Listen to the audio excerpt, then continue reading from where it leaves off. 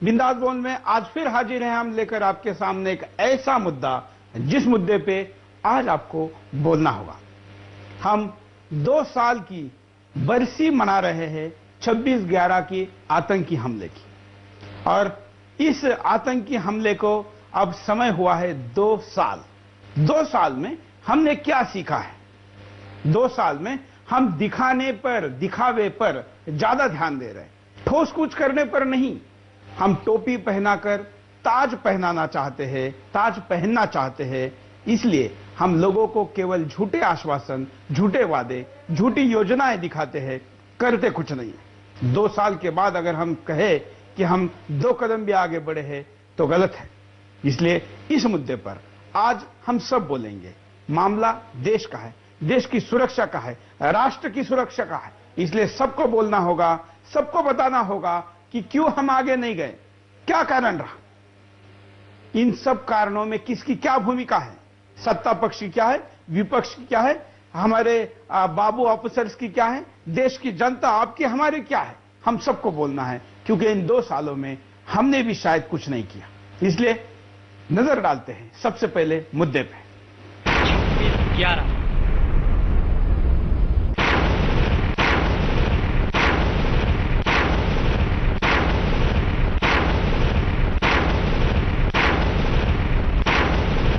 26 नवंबर 2008 को मुंबई पर आतंकी हमला भारतीय गणतंत्र के इतिहास का सबसे घातक, सबसे दर्दनाक और सबसे ज्यादा सबक सिखाने वाला था। जान माल के भारी नुकसान के अलावा इसने भारतीय राजसत्ता और शासन तंत्र में भारी दरार भी उजागर कर दी थी। जो देश महाशक्ति बनने की महत्वाकांक्षा रखता है, वो विश्व के सामने एक ऐसे विशाल वृक्ष के समान नजर आया जिसका तना खोखला है। 10 आतंकी पाकिस्तान के कराची से स्टीमर पर सवार होकर निकलते हैं, बड़े आराम से गेटवे ऑफ इंडिया के करीब मुंबई में दाखिल होते हैं और 4 गुटों में बंटकर अपने अपने लक्ष्यों की तरफ बढ़ जाते हैं। वो जहां भी जाते हैं खून की नदियां बहा देते हैं। ये सब तब हुआ जब भारत कई आतंकी हमलों का दंश झेल चुका था। 2008 में ही 13 मई को जयपुर में 8 बम विस्फोटों में 80 लोग मारे गए थे। 26 जुलाई को अहमदाबाद में एक के बाद एक बम धमाकों में 53 लोग मारे गए और दिल्ली में 8 धमाकों में 26 लोग मौत के मुंह में समा गए थे। दुर्भाग्य से भारत ने ना सुधरने की कसम खा रखी है, जिस कारण इस पर बार बार हमले होते हैं। मुंबई हमले के बाद समाजशास्त्री और बुद्धिजीवी केंद्र और राज्य सरकार पर पूरी तरह से बरस पड़े। इस घटना से उनकी सोच में भारी परिवर्तन आया था। वो आतंक की पीड़ा और भय से गुजरे थे, लेकिन वहीं दूसरी ओर हमारे देश की सरकार में कुछ करने की इच्छा शक्ति ही नहीं है। देखा जाए तो पहले ही हजारों जाने और हजारों करोड़ रुपए आतंकवाद की भेंट चढ़ चुका है। इनके खात्मे के लिए अब लंबा समय और भारी संसाधन चाहिए। ऐसे में सबसे बड़ा सवाल ये उठता है कि इतने खतरनाक माहौल में क्या हम मुंबई हमले के दोहराव की आशंका से इनकार कर सकते हैं? अगर हमें 26/11 की पुनरावृत्ति से बचना है तो खुद से कुछ सवाल पूछने होंगे। क्या हम अपने शासन तंत्र में सुधार ला रहे हैं और अपनी राजसत्ता की कमियों को दूर करने की दिशा में काम कर रहे हैं? क्या हम बौद्धिक तबके को नई दिशा दे रहे हैं जो लोगों में नया रुख और दृष्टिकोण पैदा करने में सहायक होगा? लेकिन आज कोई भी ये सवाल नहीं पूछ रहा है, जबकि राष्ट्रीय पटल पर मुंबई हमले की यादें अभी धुंधलाई नहीं है। यह मुद्दा है जिस मुद्दे पर आज हमको बोलना है, क्योंकि हम केवल श्रद्धांजलि का नाटक करते हैं। 2 साल हो गए हैं, हम कोई इससे बड़ा हमले की प्रतीक्षा में हैं, लेकिन हमला अब तक नहीं हुआ है। जैसे यह हमला हो जाएगा, हम इन शहीदों को भूल जाएंगे, उन शहीदों को हम फूल बड़ा चढ़ाने के लिए फिर चले जाएंगे। क्या 26/11 के पहले हमले हुए नहीं? 26/11 जैसे बड़े हमले हुए नहीं? लेकिन जिस हमले में हमने इस देश के ऊपर हमला कहा, देश के खिलाफ युद्ध कहा, हमने इसको आतंकवादी हमला नहीं, देश के खिलाफ युद्ध कहा था। इस देश के खिलाफ हुए युद्ध का भी हमने क्या अंजाम दिया, यह सबसे बड़ा सवाल है। और अगर हम अंजाम तक किसी चीज को नहीं पहुंचाएंगे तो लोग इसे नाटक क्यों नहीं कहेंगे? इसलिए यह श्रद्धांजलि का नाटक आपके साथ फिर एक बार याद आ जाती है दिल दहला देने वाली घटना 26/11 के मुंबई हमले की। ऐसा शायद ही देश में कोई होगा जो मुंबई में हुए 2 साल पहले की उस सुबह को भूल पाया हो, जब आतंकवादियों ने मुंबई को गोलियों की बौछार से हिलाकर रख दिया था। उस हमले में 166 लोगों ने अपनी जानें गंवाई और सैकड़ों मासूम घायल हो गए। लेकिन आज 26/11 की दूसरी बरसी पर हम फिर उसी तरह आंसू बहा रहे हैं, जिस तरह 26/11 2008 के अटैक के बाद बहा रहे थे। उस समय पूरे विश्व ने हमारी लाचारी देखी, हमारे नेता अपने को बेबस बता रहे थे, पर हमारे जाबाज जवानों ने अपनी जान पर खेलकर न सिर्फ देश की इज्जत बचाई, बल्कि हमें बता दिया कि जज्बे से सब कुछ हासिल किया जा सकता है, जो हमारे देश के नेता सोच भी नहीं सकते। खैर, आज 2 साल बाद भी हम उसी जगह पर खड़े हैं जहां 2 साल पहले थे। क्या हमने या हमारे नेताओं ने इस आतंकी हमले से कुछ सबक लिया है? देखा जाए तो नहीं। ऐसी घटनाओं के बाद नेता सिर्फ शहीदों को श्रद्धांजलि देने का नाटक कर हरियाली आंसू बहा देते हैं, लेकिन असल मकसद से भटक जाते हैं। कुछ नेता तो आतंकवादी कसाब से मिलकर उनका हाल चाल जानने की कोशिश करते हैं, लेकिन कभी उन नेताओं ने ये नहीं सोचा कि उन शहीदों के घर पर भी जाएं, जिन्होंने देश की आन बान शान को बचाने के लिए अपने प्राणों की बाजी लगा दी। ये वो शहीद थे जो किसी के पिता, किसी के पति और किसी के बेटे थे, लेकिन उन नेताओं को इस बात से क्या फर्क पड़ता है? उन्हें अगर मतलब है तो सिर्फ अपनी राजनीति से, अपनी राजनीति को बचाने के लिए वो किस हद तक जा सकते हैं, इसका अंदाजा लगाना शायद मुमकिन नहीं है। आज देश के सामने आतंकवाद एक बहुत बड़ी चुनौती साबित हो रहा है। पिछले कुछ समय से आतंकवाद पर नजर डालें तो संसद पर हुए हमले के आरोपी अफजल गुरु को भी अब तक फांसी पर नहीं लटकाया गया है। आखिर ये आतंकवादी आए दिन भीड़ भाड़ वाली जगहों पर हमले करके अपने खतरनाक मंसूबों को अंजाम दे रहे हैं और हम सिर्फ देखते ही रह जाते हैं।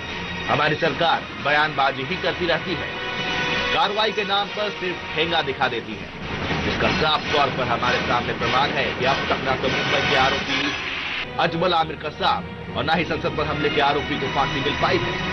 आम जनता में हमारी सरकार के खिलाफ रोष किसी से छिपा नहीं है।